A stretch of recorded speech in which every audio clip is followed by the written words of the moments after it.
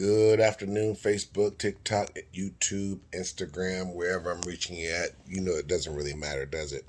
As long as this update reaches you. This is Brother Herman with another one of Brother Herman's updates. And I just want to say really quickly that if you can remember growing up in your youthful years, it could have been anything from toddler to a teenager, and most oftentimes it doesn't reach past the young adult stage. There are a lot of people that grew up being bullied, they being spat on, they was just, called out of their name, out of their character for whatever reason. It could have been of their color, it could have been because of their hair, it could have been because of their weight size, it could have been because of their physical build. Could have been because of the area that they grew up in. They might have grown up in the ghetto and they got picked on because of being poor, or they might have grown up in the suburbs and they got picked on for being a preppy. But a lot of people got bullied as kids for whatever reason. They could have had buck teeth, they could have had yellow teeth, they could have had stinky breath, they could have had messy hair, they could have had whatever. Just awkward. A lot of people grew up awkward. No rhythm, no soul, as far as when it comes to dancing and whatnot. Maybe even playing a sport. They were off kilter, off balance. No shook and jive, as we call it. That's slang for, being able to have a natural skill or talent. They just didn't have that. So they got bullied and they grow into what we call our leaders. That's what most of our leaders become. The ones that got bullied become our leaders. And guess what happens when they become our leaders? Most, if not all, go without being counseled or, treated mentally, spiritually. They're just stuffing all that anger and all that bitterness up inside so that when they get into a position of power, what do? Well, they tend to go after the ones or the type of a people, the type of a character that bullied them. What are you saying, Brother Herman? What's the message? The message is be careful of who you bully. Be careful, kids, teenagers, young adults. Be careful of bullying people, because these same people grow up to become your leaders. And that is what we're dealing with. I believe the main reason we're dealing with what we're dealing with today around this country and around the world is because the majority of the people that we call leaders in our governments and positions and, leadership positions, they were the ones that were bullied growing up. So they still have a certain amount of anger and recourse, like remorse. No remorse, but they just bitterness. They want some get back. And they don't have any kind of regret. There's no mercy. Why? Because they were shown no mercy when they were being bullied. They didn't receive mercy, so they don't understand why they should show any. They didn't receive any kind of a pass, so they don't understand why they should be able to have to give a pass. They don't understand how to say, "Oh, I made a mistake," because in their mind, they never made a mistake. They weren't. They might have been a mistake in their minds, but they weren't the ones to make the mistake. So they don't know how to say, "I made a mistake."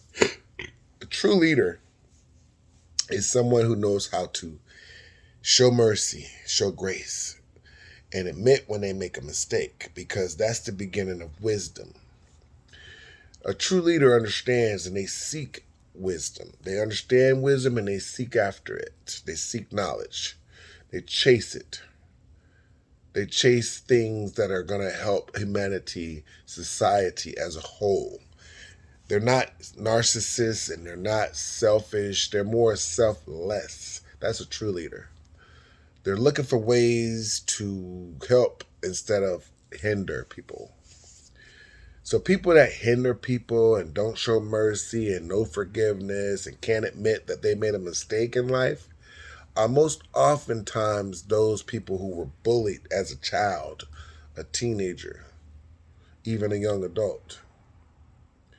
And they just want some get back, and they have no remorse. They will not say they're sorry because they don't see why they should be sorry.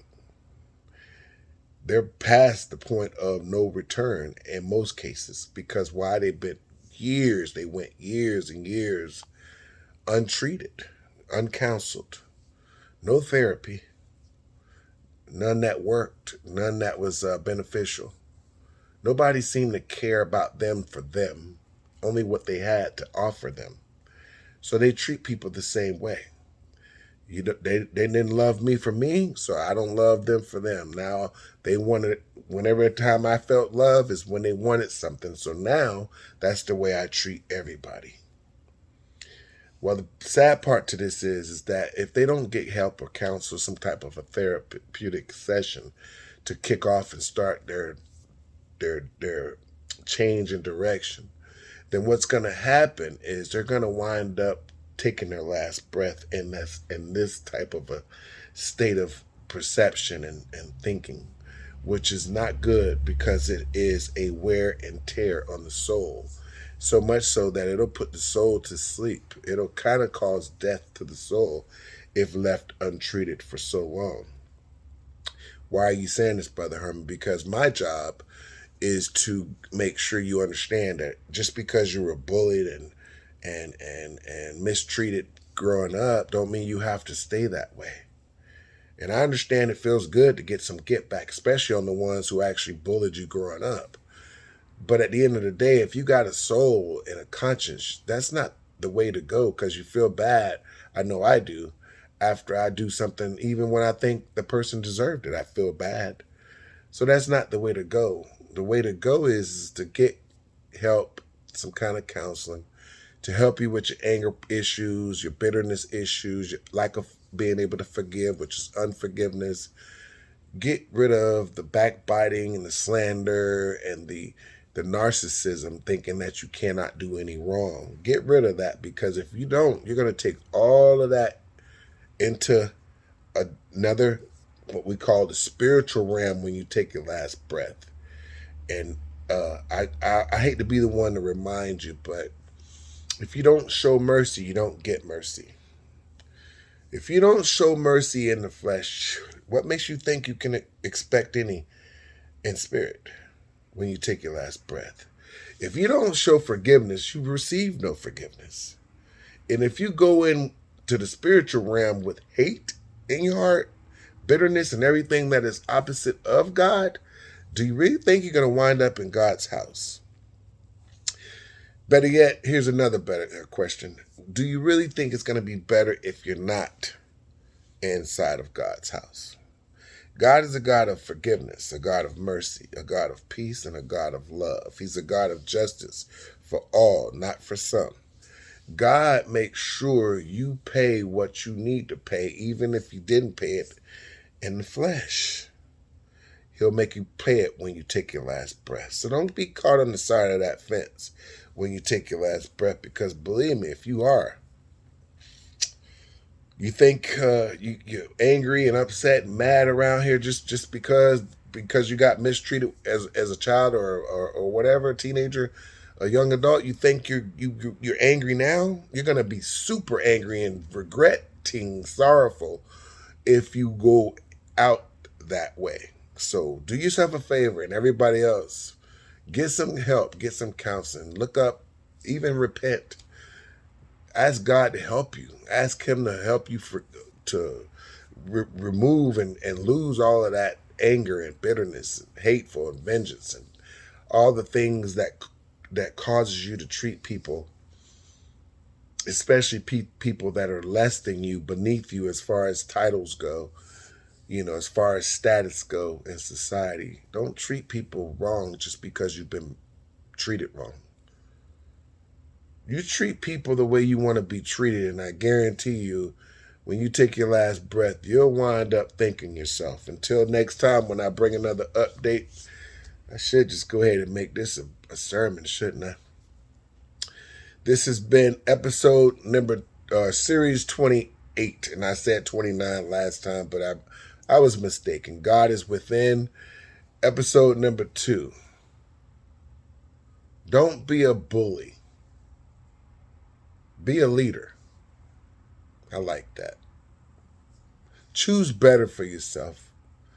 Not just for yourself, but everybody around you. Your family, your friends, your social circle, the world, humanity even. Just try to do as best you can today and try to do even better tomorrow. Don't hate. Don't be bitter. Don't let that stuff go. You know, people make mistakes. We all make mistakes. You're going to need forgiveness from someone that you cannot see.